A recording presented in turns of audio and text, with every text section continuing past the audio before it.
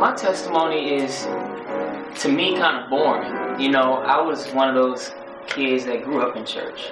You know, I was literally, my mother's water broke at church on Sunday morning, you know, so I'm sure the next Sunday I was probably there, you know, and so I've always been in church, I've always been around church, I've always been somebody who you know, loved the whole experience of having friends and everything in church.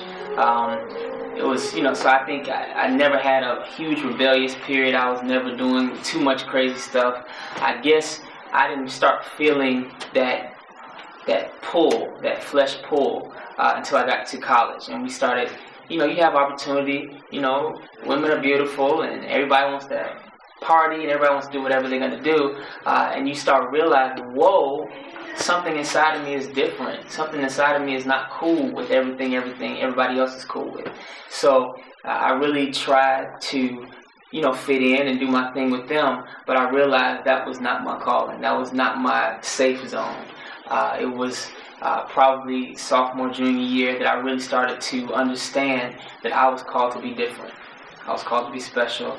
I was called to be a representative and a teacher. People would come to my room and they used to call my dorm room Church 707.